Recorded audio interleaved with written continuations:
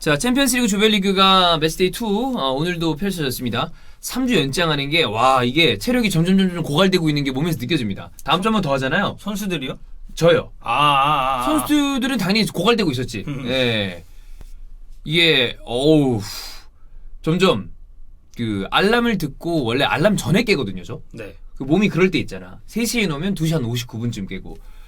첫 주는 그랬고 이번 주는 지금 알람을 듣고 깨고 있어요. 제가 봤을 때 다음 주에는 알람 듣고 이러고 깰 것 같아요. 저는 어제 이제 그 간단히 오랜만에 좀 그 대학교 후배들을 보기로 해가지고 네네네. 나갔다가 왔는데 이렇게 김수빈 캐스터한테 연락이 왔습니다. 2시 반부터 롤을 하자.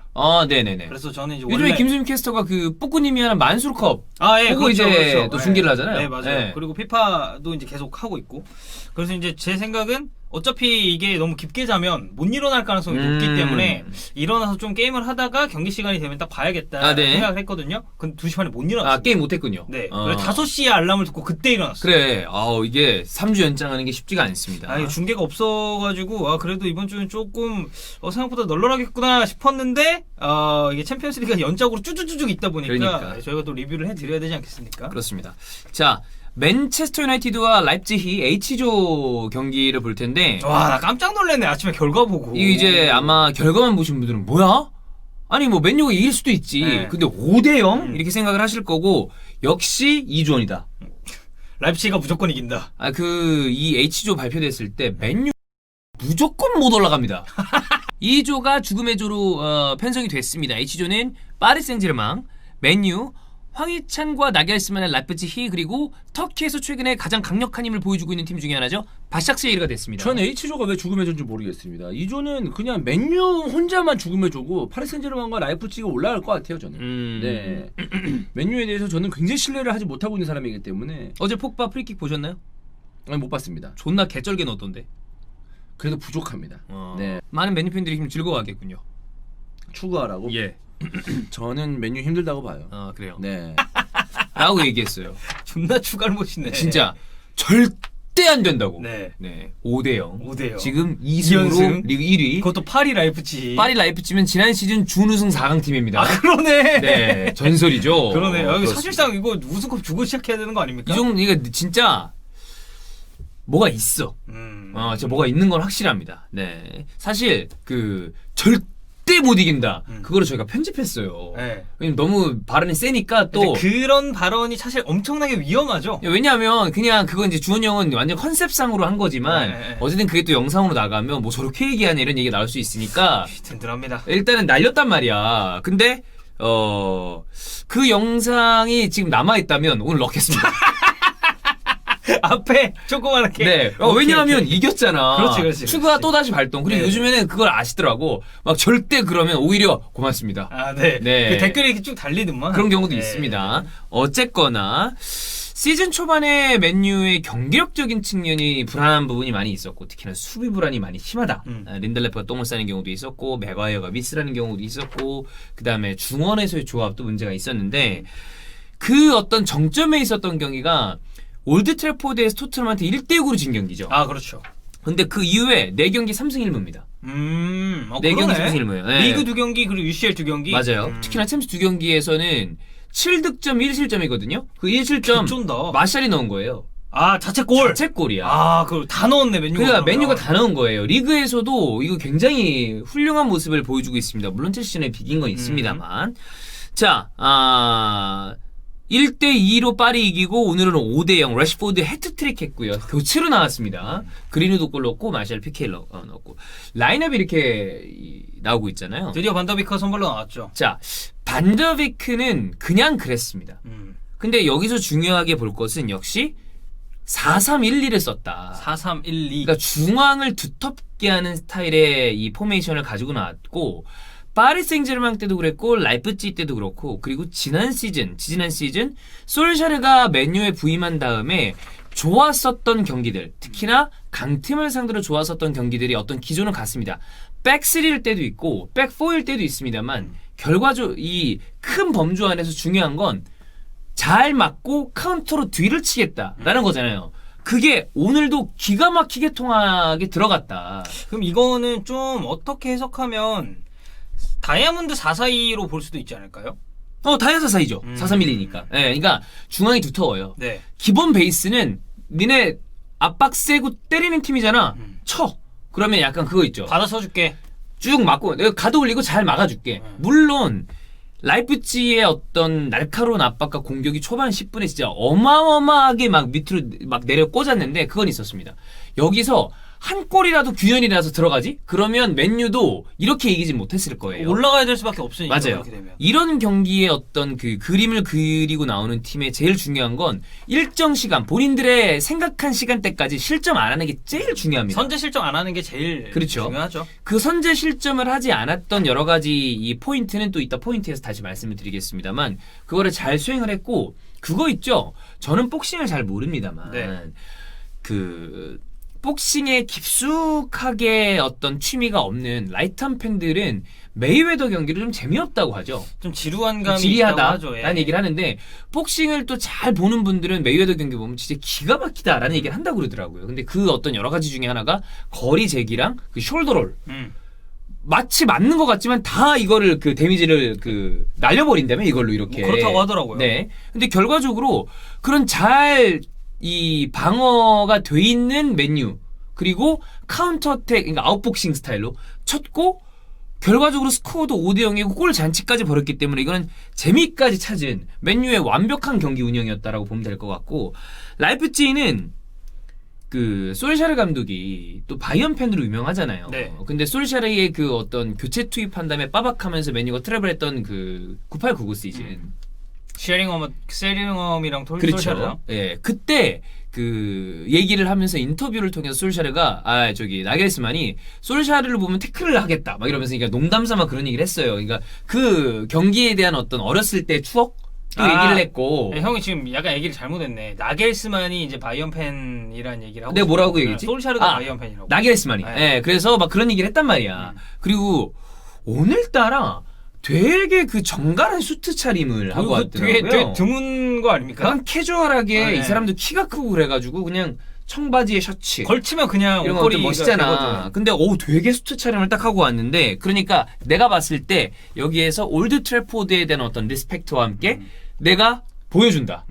이런 느낌으로 온 것 같아요. 그리고 초반에는 역시 그 라이프치히의 굉장히 강하고 빠르고 압박과 강도가 높은 축구를 보여줬어요. 근데 76분에 보면 케빈 캄프를 저스틴 클라이버트로 바꿉니다. 네.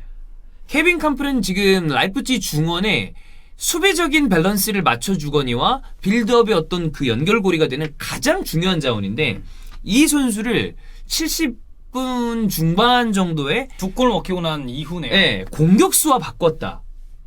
이 얘기는 그거죠. 이거 우리 다 올라가야 된다. 이 순간 밸런스가 깨지기 시작하면서 뒤에가 와르르 무너진 경기였습니다. 네. 그러니까 솔샤르의 어떤 그 특유의 강팀 상대 카운터가 또다시 기가 막히게 빛을 발한 경기다라고 보면 될 것 같은데 포인트 체크해 보겠습니다. 1번.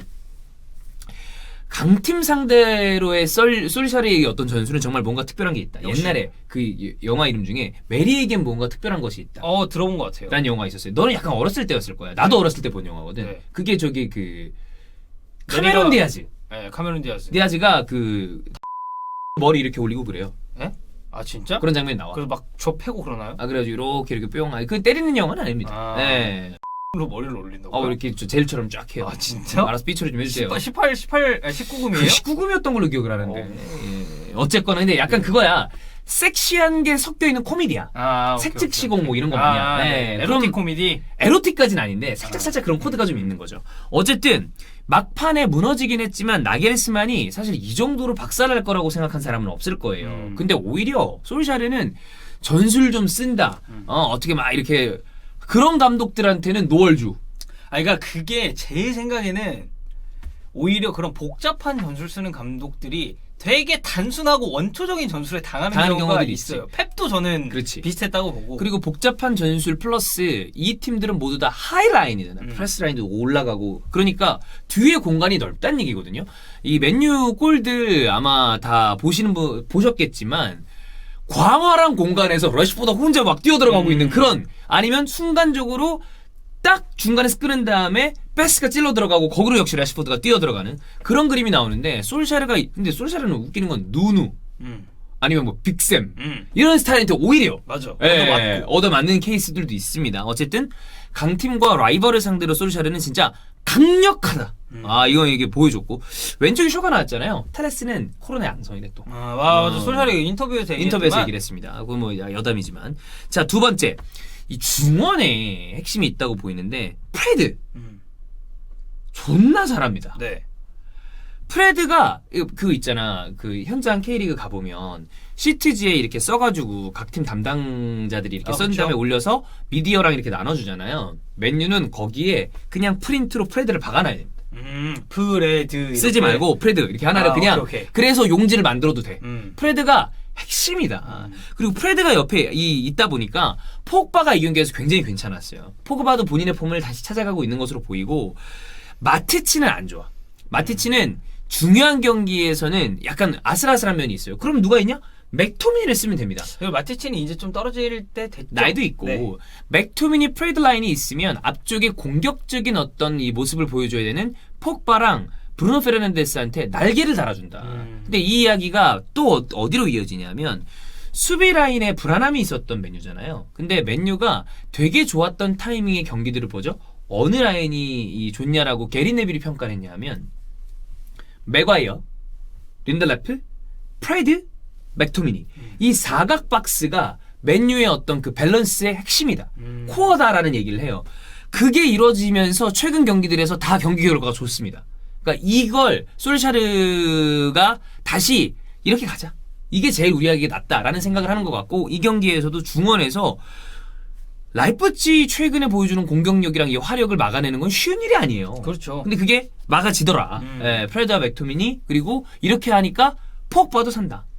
그 다음에 세 번째 완비사카가 그 여러 가지 얘기가 있잖아요. 굉장히 준수한 풀백임에도 불구하고 뭐 공격력이 좀 공격력 떨어진다. 부분에서 약간 아쉬운 부분이 있다. 혹은 아니 사실 제일 좋은 건 태클하기 전에 미리 막아내는 거 아니냐. 저는 다 맞는 말이라고 봐요. 공격 부분에서 수비보다는 좀 아쉬운 부분이 있는 건 사실이고 그리고 수비적인 부분에서도 진작에 먼저 자리를 예상을 해서 딱 잘라내면 태클 안 해도 되니까. 근데 그거 다 빼고 태클은 진짜 존나 잘합니다.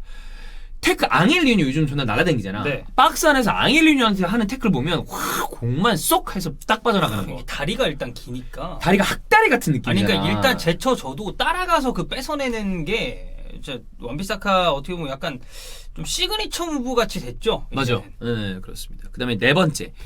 교체 카드로 브루노 페르난데스랑 래시포드가 나왔습니다. 이거는 반더비크라는 자원이 오늘 그냥 평타였음에도 불구하고 브루노에게 쉴 수 있는 시간을 줄 수 있다는 부분이기도 한데 교체로 이 둘이 나오니까 와. 일단 브루노는 뭐 공격적으로 이미 검증이 됐고 그치. 래시포드처럼 이렇게 빠르고 직선적인 움직임 가져갈 수 있는 선수가 그것도 뭐 이 선수가 또 아예 떨어진 선수가 아니니까 이제 후반에 있다가 나오게 되면은 상대팀 입장에서는 당연히 부담스러울 수밖에 없죠. 옛날에 그 아스날이 잠깐 선발로 지루를 쓴 다음에 교체 투입으로 월컷을 쓴 적이 있었어요. 그때 제가 표현하기를 무산소 웨이트 존나 시킨 다음에 막판에 유산소 조지는 거다 이거.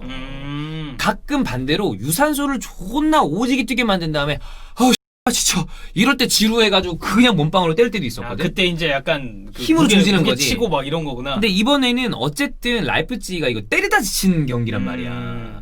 막 이렇게 했는데 마지막에 래시포드가 뒷공간 노리고 딱 나오니까 탁탁탁 그리고 거기에 쉬고 난 브루노 페르난데스가 패스를 쭉쭉쭉 찔러 넣어주니까 자 기록 두 개를 말씀드릴게요. 교체로 들어와서 해트트릭을 기록한 맨유 통산 두 번째 선수가 됐는데 그게 바로 래시포드고요. 첫 번째 선수는 1999년 2월에 솔샤르입니다. 근데 뭐 솔샤르일 것 같긴 하더라고. 슈퍼 서브. 네. 어떤 미드필더 아니겠습니까? 네. 네. 자, 그리고 챔피언스리그 역사상 가장 단시간에 교체로 나와서 해트트릭을 달성한 선수 래시포드. 27분 만에. 27분 만에. 2위, 기존 1위는 음바페였어. 음바페였어? 38분 만에. 네, 근데 그거를 래시포드가 깼다. 네. 자, 이거 맨유 입장에서는 뭐 지금 분위기가 좋아진 것뿐만이 아니라 이 경기를 통해서 드러난 이 솔샤르가 그렇게 이 어떤 벤치나 요즘은 뭐 이렇게 쭉 그 관중석에 앉아 있고 막 그렇잖아요. 움직임이 많은 스타일의 감독은 아니죠. 아니에요. 관중석은 아니죠. 하여튼 뭐 거기 앉아 있잖아. 근데 오늘은 원래 솔샤가 이렇게 많이 앉아 있습니다. 이렇게 앉아 있다 그 태블릿 보고 캐릭이랑 얘기하고 그러잖아. 근데 뭐 뒤에 가가지고 이렇게 돼서 마샬 피케 넣고 그러니까 이렇게 보면서 씨 웃더라고. 진짜 그 동안의 암살자 같은 그 표정. 시메온에 웃는 거 뺨칠 정도로 웃나? 시메온은 근데 약간 살벌하게 웃잖아. 뭐 되게 약간 사탄이지. 이렇게 아니면 진짜 뭐 마피아 조직의 무슨 뭐 나는 못 봤지만 그 나르코스? 아 나르코스. 뭔가 아, 그렇지. 그런 게 연상되는. 그렇지, 근데 그렇지. 이거는 진짜 약간 그 씩 웃는데 고수의 어떤 풍미? 야, 이 새끼야. 네. 약간 이런. 아직 안 돼. 이러면서 이렇게 봤는데 여기 주먹 존나 크고. 걔 노을주. 네. 세상에 2명의 노을주가 있죠. 노량진 얼음주먹, 노르웨이 노르웨이 얼음주먹. 얼음주먹. 그렇습니다. 뭐 여담입니다만 아까 새벽에 그 호회. 챔스 호회를 하는데 이제 오늘 바르셀로나가 이겼잖아요. 네. 우리가 또 리뷰를 하겠지만 그렇죠. 거기에 대해서 영준이 기분이 좋은가 봐요. 호회인데 혼자 30분을 했어. 네. 아, 막 그 보물 터졌나 보네. 원래 호회는 4경기 하면 40분이면 끝나야 돼. 맞아요. 근데 혼자 30분을 했거든. 네. 1시간 15분인가 나왔어요. 네, 네. 근데 그게 중요한 게 아니라 덴벨레가 골을 넣었잖아. 야, 덴벨레 나한테 한 대 맞았으면 헤트트릭 했다고.